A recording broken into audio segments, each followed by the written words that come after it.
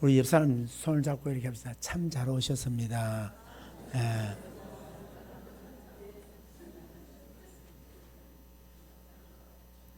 이렇게 또 인사 한번 합시다. 보고 싶었습니다.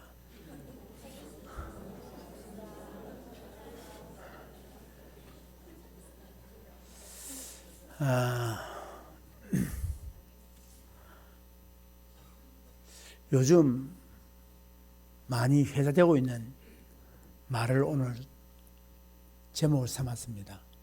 소통에 관한 것입니다.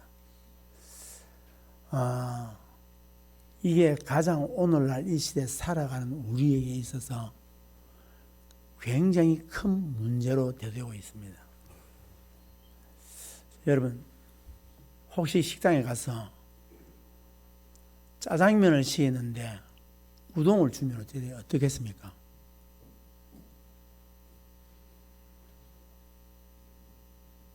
또 햄버거를 시켰는데 만두가 나왔다. 여러분 어떻겠습니까? 여러분 화내시겠습니까? 아니면 다시 기다리겠습니까? 무해야지. 무해야 됩니다. 우리가 음식을 시켰는데 잘못 나왔을 때에 우리가 생각합니다. 내가 잘못 시켰는가? 아니면 조금을 불러다가 이걸 시킨 것이 아니라 저걸 시키는데 왜 이걸 주느냐라고 이야기를 하기도 하고, 또 어떤 사람은 고함을 지르겠지요.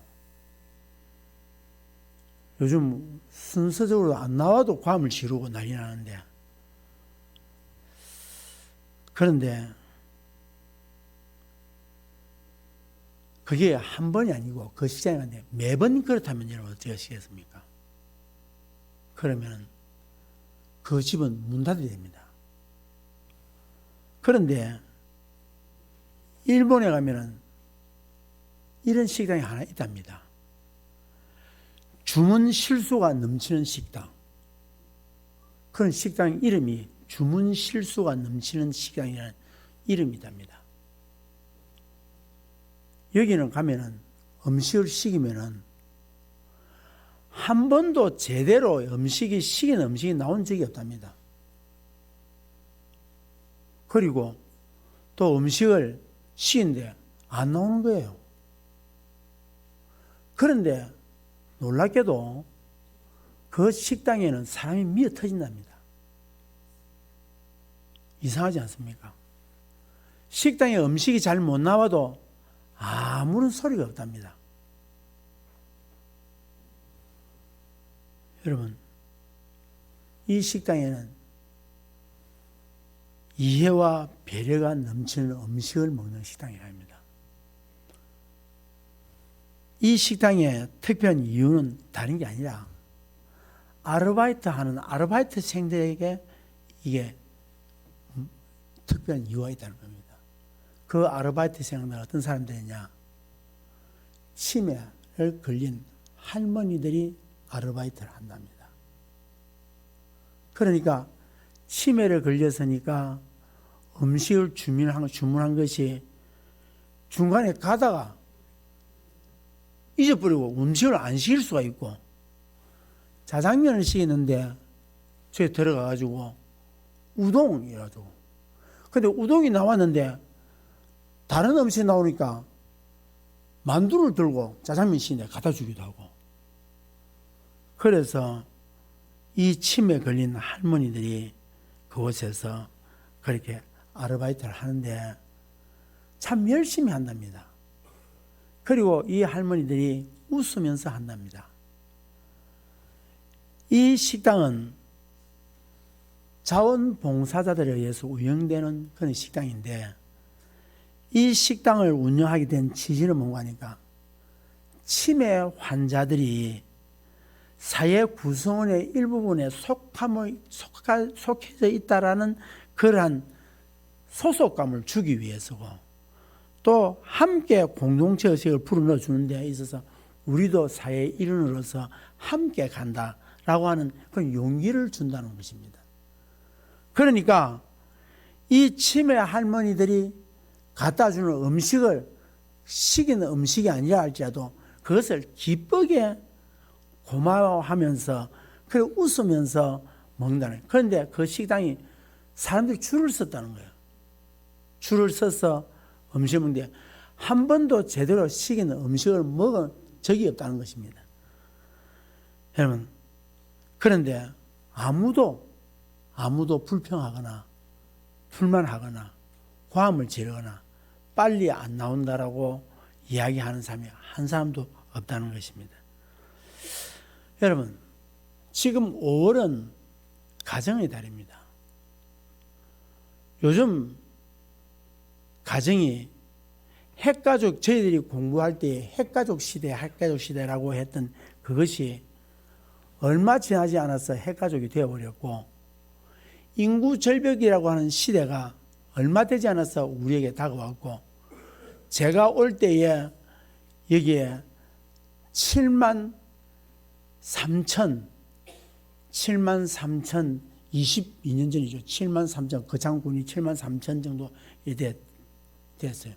그러다가 지금 거창군이 6만이 깨져 버렸습니다. 5만 대가 들어갔습니다.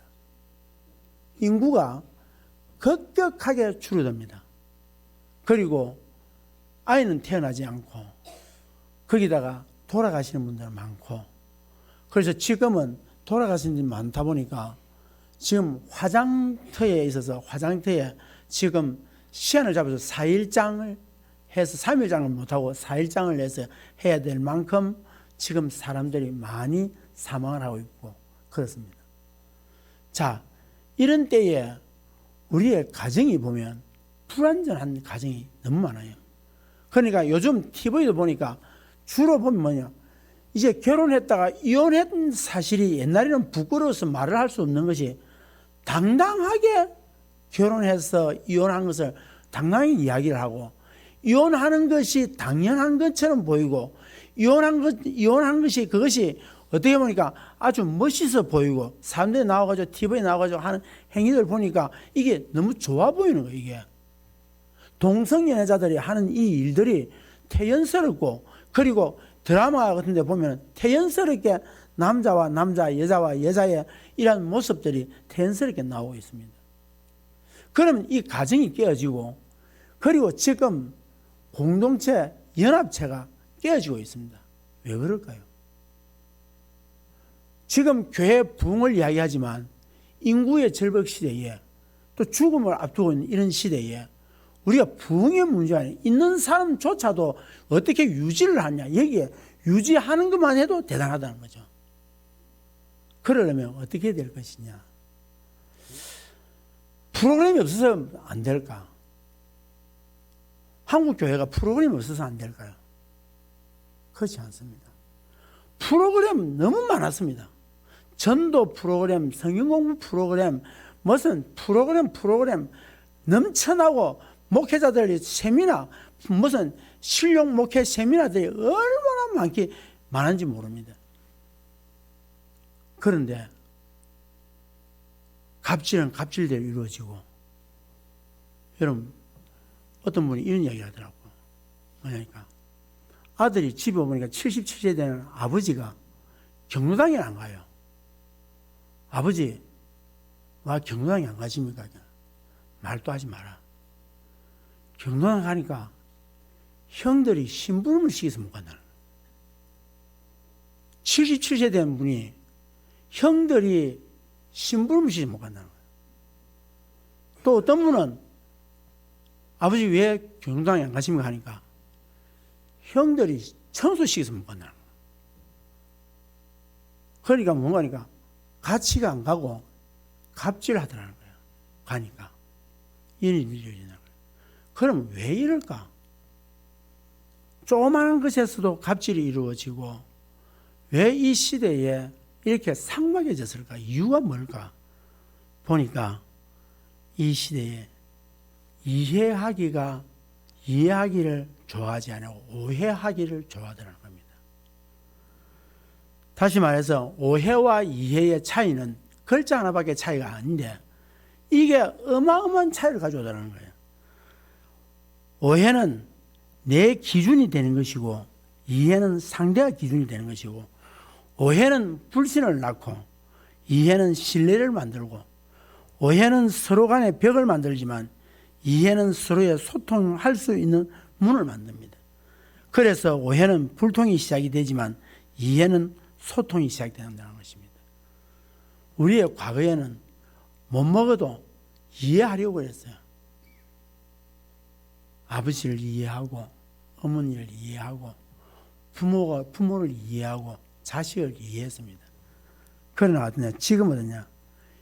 이해는 뭔가 자기 중심적으로 살다 보니 자기 입장에서 이야기를 해버린다는 거예요. 그 이해하려고 안 하는 거죠. 아예. 성경은 우리에게 말씀하시기를 하나님이 너희를 이해한다는 거예요. 오늘 우리가 이 성경을 보면은 예수님께서 여리고 들어갔어요. 여리고 들어가는데 거기에 이 여리고에 어떤 일이 있나 하니까 옛날에 한 아이가 태어났습니다. 남자에 태어났는데 얼마나 울음소리가 큰지 모르게 그 울음소리를 터뜨리면서 남자에 태어났습니다.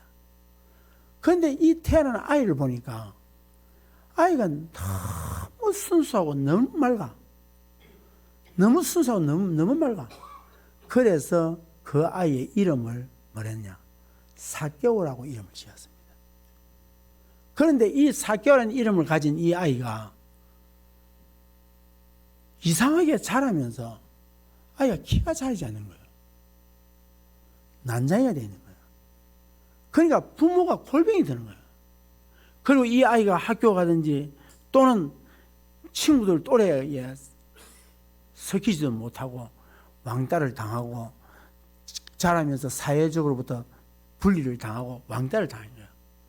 그러니까 이 아이의 가슴 속에 복수심이 불타는 거예요. 내가 어떻게 하면 나를 왕따시키고 나를 사회로부터 멀어지게 만든 저들을 어떻게 하면 복수할까? 그래서 생각한 것이 돈을 벌어야 되겠다. 그래서 돈을 벌기 위해서 어떻게 해야 될까?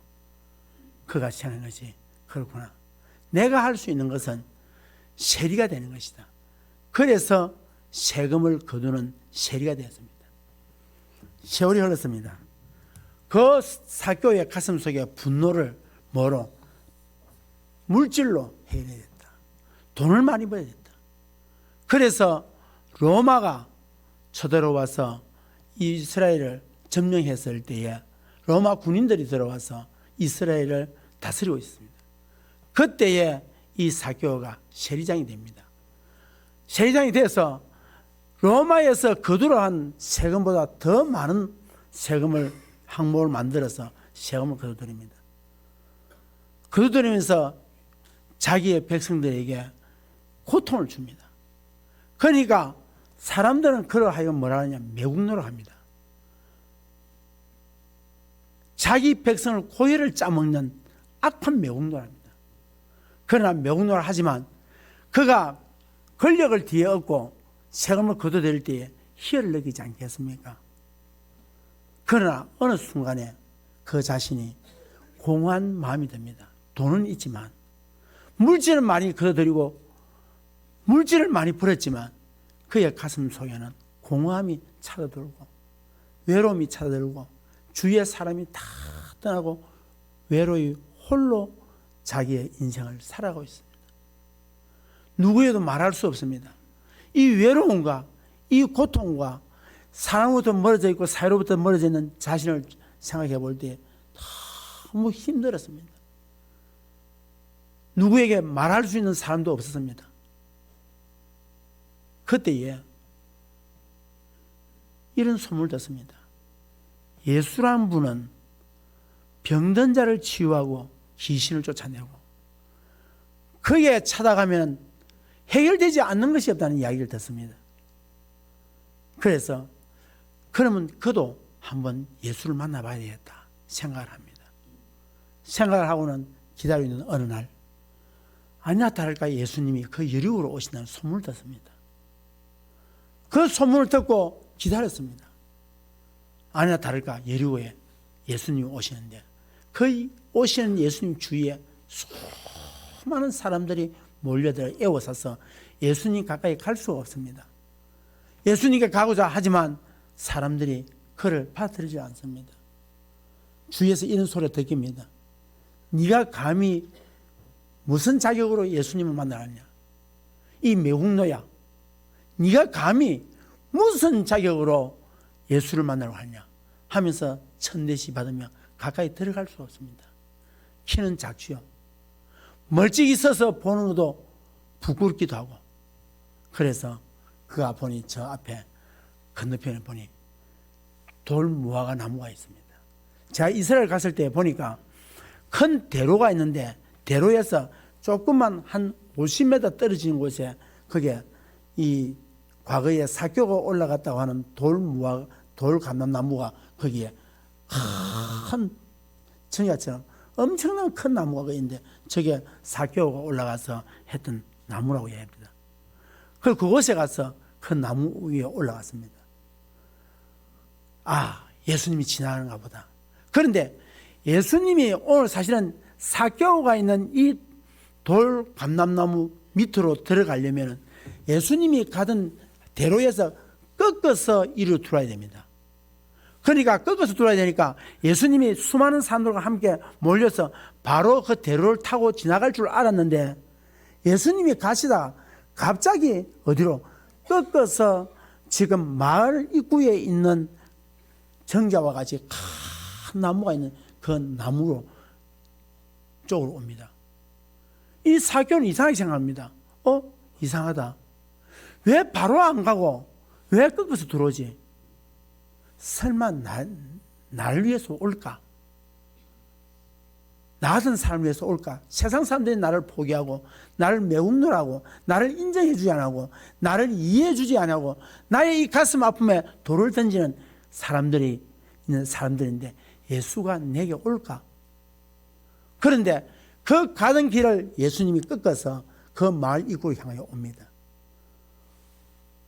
사개오는 그 감나무 위에서 그 모습을 봅니다. 보는데 그 오시던 길을 지나가시는 그 예수님이 그 돌무화과 나무 아래에서 멈추습니다. 얼마나 놀랬겠습니까? 너무 놀랐습니다. 너무 놀래가지고 그 밑에 오신 예수님을 바라보기 시작합니다. 그때에 이 예수님이 갑자기 나무 위를 쳐다보면서 하신 말씀이 사개오야 내려오너라. 오늘 내가 너희 집에 가야 되겠다. 여러분 얼마나 놀랬겠습니까? 사개오에 내려오너라. 자기도 한 번 보지 않고 예수님도 한 번도 보지 않은 그 사개오가 갑자기 예수님께서 내려오라 할 때에 한 번도 만나보지 못했던 이 사개오를 자기는 설마 자기를 위해서 올까라고 생각했던 이 사개오가 그 나무 밑에 와서 예수님께서 사개오에게 내려오라고 합니다. 얼마나 놀랐겠습니까? 아무도 자기 이름을 불러주지 않는 사람들, 그 군중들, 그래서 외로움과 왕따와 슬픔을 당하고 있는 혼자 괴로움을 당하는 이 사개오에게 찾아와서 예수님이 내려오라고 얘기합니다. 사랑하는 성도 여러분, 오늘 여러분 각자를 주님이 불러서 오신 줄로 믿습니다. 오늘 이 세상 속에서 숨어서 살아가는 나를, 홀로 살아가는 나를, 외롭게 살아가는 나를, 세상이 알아주지 않는 나를, 그 아픔을 아무도 이해해주지 않는 나를, 자식도 이해하지 아니하고 남편도 아내도 또한 부모도 이해하지 않는 나를, 그 아픔을 끌어안고 살아가는 나를 오늘 하나님께서 뭐했다? 주님이 뭐했다? 나를 불러서 이곳에 왔다. 오늘 와서 누구야? 외로웠지? 주님이 사개오 이름을 부를 때 그 아이의 의미는 내가 너를 잘 안다. 내가 너의 아픔을 다 안다. 너의 고민을 내가 알고 있다. 너의 외로움을 내가 알고 있다. 너의 고통을 알고 너가 지금 무엇 때문에 좌절하고 절망하고 있는지 그것을 내가 다 알고 있다. 그러면서 주님 말합니다. 삭개오야 내려오너라. 내가 오늘 너희 집에 가야 되겠다. 가겠다. 여러분, 아무리 돈이 많아도 사람들이 아무도 자기 집에 찾아오는 사람 없고 지새끼 하나 찾아오는 사람이 없었는데 그렇게 외롭게 지나는 이 삭개오에게 내가 오늘 너희 집에 가겠다. 세상 사람들은 다 매국노라고 말했고 세상 사람들은 다 협혈이라고 이야기하고 있지만 예수님은 찾아오셔서 그 삭개오에게 뭐라고 하냐. 내가 오늘 너 집에 가야 되겠다. 이게 무슨 말입니까? 내가 다 이해한다는 겁니다. 사랑하는 성도 여러분, 오늘 무엇 때문에 힘들고 어려우십니까? 주님은 오늘 이 말씀을 통하여서 내가 너를 다 알고 있다는 겁니다. 네 아픔을 안다. 내가 네 눈물을 보았다. 네 탄식을 내가 들었다. 너 가슴에 흘리는 그 눈물 닦아줄 자는 나밖에 없다. 삭개오는 얼마나 감사했던지 그 나무 위에서 쭉 내려와서 주님 앞에 섭니다. 주님 감사합니다. 내가요 가난한 사람을 위해서 내 재산의 절반을 내놓겠습니다. 그때 전부 다 가난한 사람인데 그럼 돈이 얼마나 많았기에 그 돈을 내놓겠단 말입니까? 돈의 절반을, 내 재산의 절반을 내놓겠습니다. 그리고 내가 다른 사람에게서 빼앗은 것이 있다면 4배나 갖겠습니다. 여러분, 그 돈이 어떤 돈입니까? 생명보다도 귀하게 여겼던 삭개오의 힘이요, 능력이요, 권세가 바로 이 돈이었는데 자기의 재산을 절반을 풀어서 가난한 자에게 줄 것이며 내가 빼앗은 자에게는 4배나 갖겠습니다. 왜 그랬을까요? 왜 자기의 생명보다도 귀하게 여겼던 돈을 내놓을 수 있었을까요? 이유가 뭘까요? 그게 바로 예수님의 따뜻한 손이 그의 마음을 만지시고 그를 뭐 했다? 이해했다는 것입니다. 사랑하는 성도 여러분, 예수님은 삭개오의 상처와 아픔을 알고 계셨습니다. 그가 세례장이 될 수밖에 없었던 이유를 알았습니다. 세상 사람들은 내가 그래서 그랬지 라고 이야기하지만 주님은 오늘 삭개오에게 말하기를 네가 그럴 수밖에 없던 이유를 내가 안다. 여러분, 얼마나 위로가 되겠어요. 네가 그렇게 했던 것을 내가 안다. 세상 사람들은 지금 현실에 나의 잘못된 것만을 가지고 지적하고 세상 사람들은 나에게 부족한 것을 가지고 지적하지만 예수님은 네가 왜 그랬는지 내가 안다. 사랑하는 성도 여러분, 당신이 왜 그랬는지 주님은 알고 계십니다. 그래서 예수 믿으라는 겁니다. 그래서 예수님 앞에 나오라는 겁니다. 그러면 뭐한다? 나를 알고 계시는 그분이 세상 사람들은 다 손을 뿌리치지만 그분만큼은 나를 안아주시고 나를 위로해 주시고 나와 함께 울어주시는 분이 예수님이더라 이 말입니다. 사랑하는 성도 여러분, 주님의 이해로 말미암아 삭개오의 마음의 벽이 문으로 바뀌어버렸습니다. 세상과 불통했던 삭개오가 세상과 소통하는 사람이 될 수 있었던 것은 바로 예수님의 힘이었습니다. 정용철 씨의 희망의 편지라는 글이 이런 대목이 하나 있습니다. 인간이 가장 두려워하는 건 이해가 안 되는 존재라는 겁니다. 제일 힘든 게 뭐예요? 사람 이해 안 되는 게 제일 힘들어요. 여러분, 사람들은 이해를 가볍게 여기는 경향이 있지만 이해한다는 것은 서로 간의 관계뿐 아니라 우리의 삶 속에서 매우 중요한 의미입니다. 이해한다는 것은 사랑한다는 것보다 약한 거 보이지만 오히려 사랑한다는 말보다도 더 큰 힘을 가진 게 이해입니다. 여러분, 이해는 소통의 시작이자 아름다움의 시작입니다. 하지만 이해한다는 것은 생각보다 절대 쉽지 않습니다.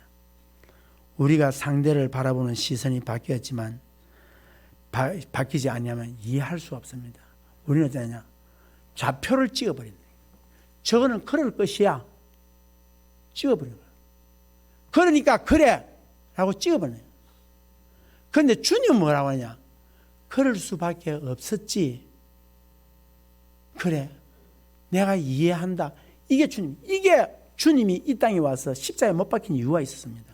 이유가 뭐냐? 그럴 수밖에 없었지.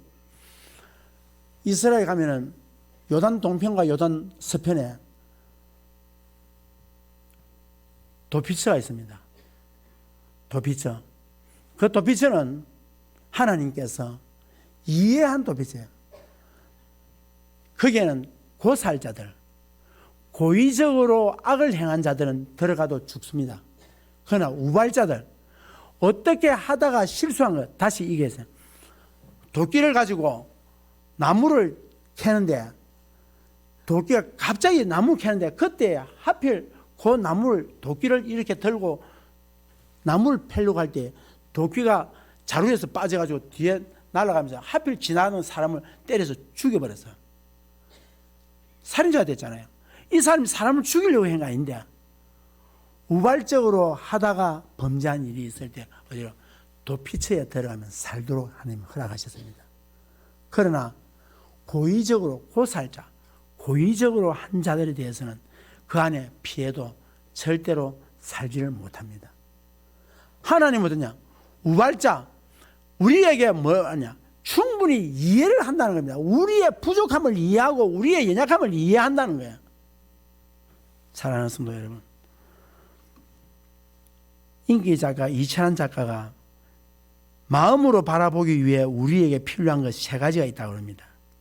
오늘 이 말씀을 드리고 마치려고 합니다. 저도 이 3가지에 전적으로 동의를 합니다. 우리가 마음으로 바라보라는 겁니다. 사람을 볼 때에 사건으로 바라보지 말고, 사건으로 바라보면은 사람이 비인간적이 돼버려요. 왜 이 일이 이랬냐? 왜 저랬냐? 왜 이게 안 됐냐? 사건을 바라보면 사람이 비인격화돼 버려요. 그러나 사건이 있다 할지라도 사람을 봤을 때 인격화되는 거예요. 아, 그럴 수가 있었겠구나. 그럴 수밖에 없겠구나. 왜 그게 안 돼? 사건과 일을 통하여 일을 보면은 사람이 사람으로 안 보여요. 우리는 뭐야? 하나님 우리를 사람으로 보셨다는 거예요.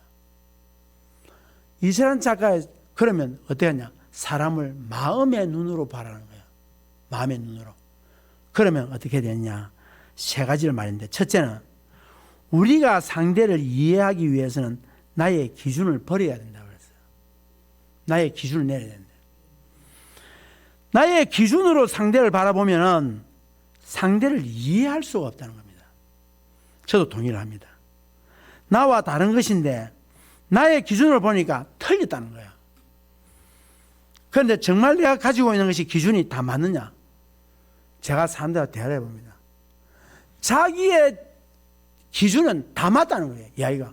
그러면 그 사람하고 대화가 안 되는 거예요.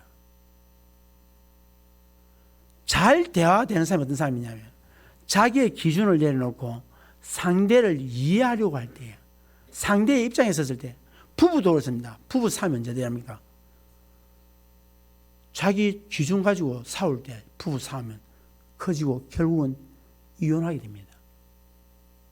남편의 입장을 고려하고 아내의 입장을 고려할 때에, 그것이 부모의 입장에서 고려하고 자식의 입장에서 고려될 때에, 그럴 때 대화가 되는 거예요. 여러분, 그 꼰대질 한다고, 꼰대질은 요즘 아이들 그걸 얘기하잖아요. 부모 입장에서 내 때는 안 그랬는데 하고 달라들면 아들 말 안 듣, 대화가 안 됩니다. 애들이 뭐합니까? 내 때는, 우리 때는, 그때 이렇게 이야기하면 아이들은 이미 마음에 문을 닫아본다는 거죠. 우리 때는 이 이야기를 한다면.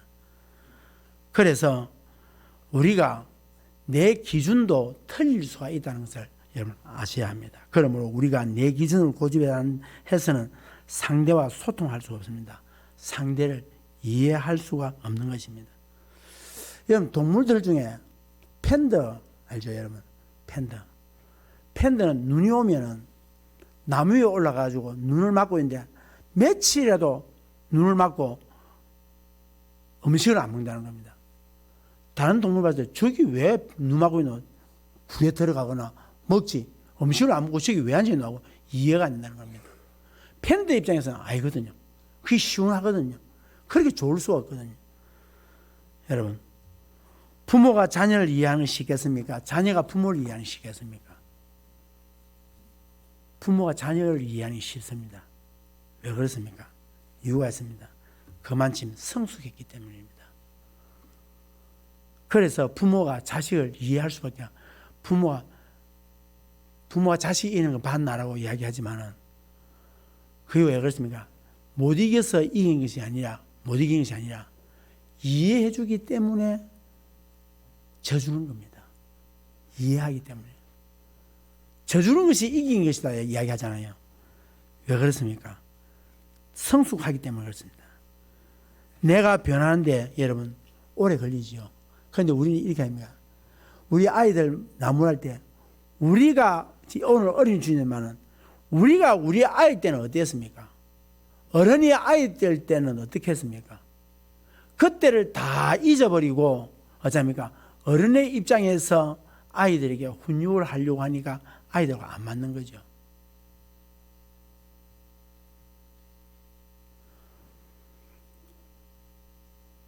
우리가 부모와 자식의 문제가 아닙니다. 목사와 성도 간에 똑같습니다. 저도 그렇습니다. 목사의 입장에서만 교인을 바라보니까 힘들더라고요. 또 성도의 입장에서 목사를 보려 하니까 힘드는 거예요. 목사의 입장에서 한번 생각해보고 또 성도의 입장에서 생각해봐야 되는 겁니다.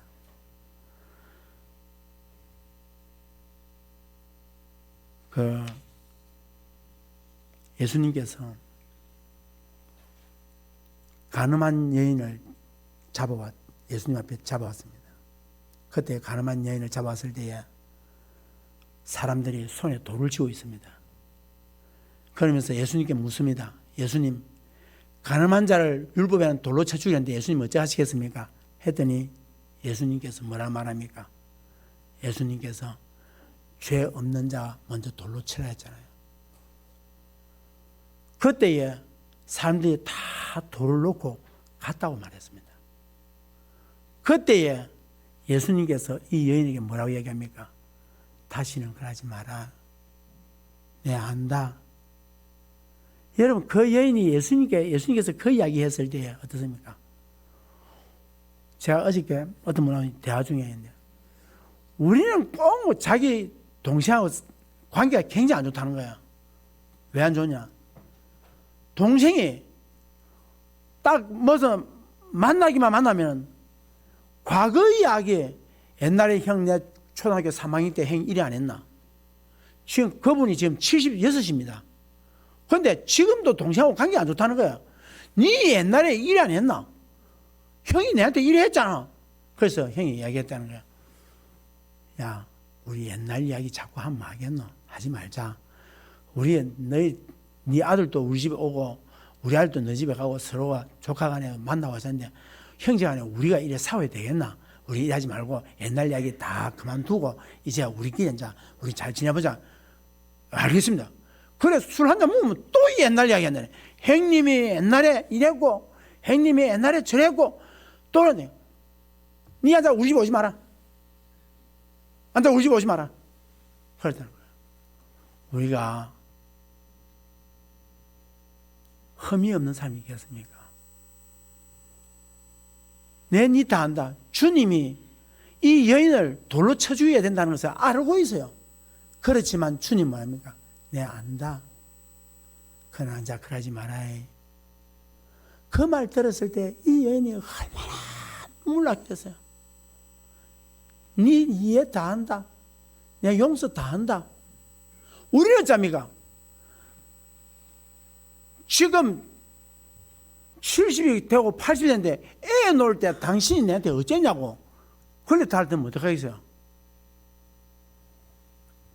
사랑하는 성도 여러분, 내 기준에서 보지 말고 상대의 기준에서 좀 상대 입장에서 한번 고려해 보자는 거예요. 두 번째로 상대방의 입장에서 생각해 보라는 거예요. 역지사지란 말이 있잖아요. 여러분, 내 입장만을 생각하면 결코 상대방을 이해할 수 없습니다. 제가 전에 한번 이 예를 들은 적이 있습니다. 6살짜리 아이가 있었어요. 아버지하고 6살짜리 남자아이가 지하철을 타게 된 거예요. 그런데 지하철 타는데 아버지가 앉았고 아이인데 좀 있더니 아이가 막 신을 신고 막 그 지하철 안으로 막 왔다 갔다 하고 신을 신고 의자에 올라가 뛰기도 하고 뛰내리기도 하고 이러니까 거기에 있던 사람들, 주위 사람들이 보니까 기가 막혀요. 그러니까 주위 사람들 어떻게 하냐, 저 아버지는 무슨 저런 아버지니까 아이가 저러면 좀 말리고, 이게 자기 혼자 있는 것도 아니고 아이 좀 말리지 저 왜 저러냐고 눈총을 주는 거야. 그래 주는데 하도 안 되니까 연세 드신 어른이 한 분이 그 아빠에게 뭐라고 얘기하냐니까, 이보시오 젊은 양반, 아이가 공공장소에서 저렇게 심하게 장난을 치고 다니면은 아빠가 좀 말려야지 왜 그래요? 그러니까 이 아빠가 깜짝 놀라면서 아이고 죄송합니다. 아이고 죄송합니다. 그러면서 무슨 이야기를 하냐니까, 지금 이 아이의 엄마가 죽어서 화장을 하고 오는 길입니다. 그래서 제가 이곳에 앉아서 아이가 저를 떠드는 걸 몰랐던 것은, 이제 내가 이 아이를 어떻게 키워야 되노? 그거 생각하다 보니 그만 내가 이 아이가 떠들어서 못 봤습니다. 죄송합니다. 하고는 그게 그 열차 안에 지하철 칸에 탄 사람들에게 죄송합니다. 죄송합니다. 하고 앉아서 그래 이 아이를 잡아다가 아빠 옆에다 앉혔어요. 앉히고 가만히 있는데 아이가 가만히 있으니까 또 이 아이가 뛰고 굴린 날지인가. 그런데 그 사실을 안 차 안에 탄 사람들이 아무도 그 아이가 이제 뛰는 것에 대해서 눈총을 주거나 나무라는 사람이 아무도 없더라는 거예요. 왜 그랬을까요? 이유는 그 사람의 입장을 먼저 생각했다는 거예요. 그럴 수 있겠구나. 저 젊은 사람이 아내가 죽고 이제 저 6살 되는 아이를 어떻게 키우겠나 혼자서 괴로워하는 그 모습이 누가 내라면 어떻게 했냐, 이 생각을 했지 않겠냐 이 말입니다. 여러분, 우리가 언론을 통해서도 들은 이야기지만 항공사 갑질낸 게 얼마나 많습니까? 왜 그러냐? 어리의 입장에서 생각해보지 않았다는 거예요. 갑의 입장에서만 너 왜 그랬냐? 그럴 수 있느냐? 얼마나 그렇게 했겠습니까? 여러분, 그래서 갑질이 되는 거예요. 김수환 추경이 이런 말을 했습니다. 한번 참 의미 있는 말입니다. 들어보십시오. 우리는 자기 단점을 남이 이해해 주기를 기대하면서도 남의 단점을 이해보다 지적하고 비판하려고 합니다. 받아주고 용서할 줄 모릅니다. 그릇을 깨도 자기가 깼을 때는 변명할 이유가 있는데 남이 깼을 때는 무조건 잘못한 것으로 마음의 판정부터 내립니다. 여러분, 그렇지 않습니까? 정말로 자기는 얼마나 후한지 모릅니다. 자기는 그래도 된다고 생각합니다. 이게 내로남불 아닙니까? 이게 요즘 시계 말하는 내로남불이라. 자기는 괜찮고 남이 하면은 그렇게 용서가 안 되는 거예요. 그럴 수 있냐고. 사교의 입장을 보십시오. 사람들은 매국노라고 치부했지만 주님은 그래 안 봤다는 거예요. 마지막으로 그럴 수도 있지라고 말하는 것입니다. 그럴 수도 있지. 그럴 수도 있지라고 말하는 것은 우리의 마음이 넓혀져야 합니다. 여러분, 마음이 좁은 사람은요, 그럴 수도 있지가 아니라 어떻게 그럴 수가 있어? 목사가 되어서 어떻게 그럴 수 있고, 장로가 돼서 어떻게 그럴 수 있고, 집사가 돼서 어떻게 그럴 수 있고, 권사가 돼서 어떻게 그럴 수 있느냐, 이렇게 이야기하는 거예요.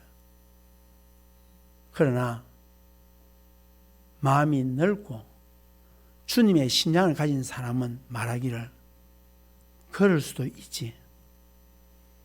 자, 우리 따라하겠습니다. 그럴 수도 있지.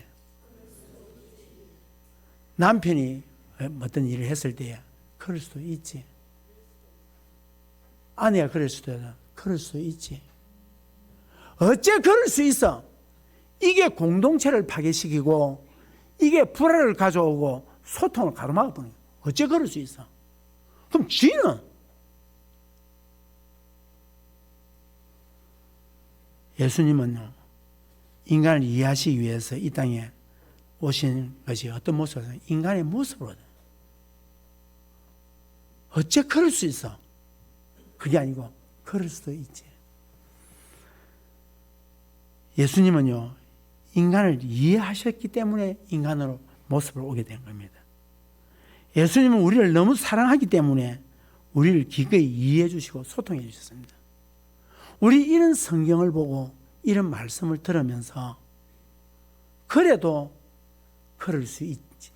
그럴 수 있지가 아니라 어째 그럴 수 있나? 우리 그렇게 생각할 때가 많단 말입니다. 사랑하는 성도 여러분, 이제 말씀을 맺습니다. 이 5월 가정의 달에 여러분의 가정과 우리 열린교회에 소속된 우리 모든 가족들은 소통하는 삶을 살아야 될 것 같습니다. 그 소통의 시작은 상대를 이해하는 데서부터 시작되어지고 또 사랑해야 됩니다. 그런데 사랑하려면 이해가 안 되면 사랑이 안 됩니다. 저와 여러분이 오늘 이 시간에 아름다운 소통의 교회를 만들려면은, 교회가 부흥하려면은 프로그램을 뭘 만드냐가 문제가 아니라 우리 간에라도 서로가 이해해주는, 그럴 수도 있겠지. 있지. 어째 그럴 수 있으라고 아니라 그럴 수도 있지.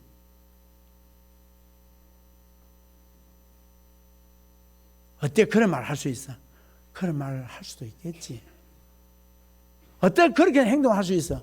그런 행동을 할 수 있겠지. 라고 할 때에 우리 열린 교회가 아름다운 교회로 될 줄 믿습니다. 여러분의 가정이 그렇게 되기를 주의 이름으로 축복합니다.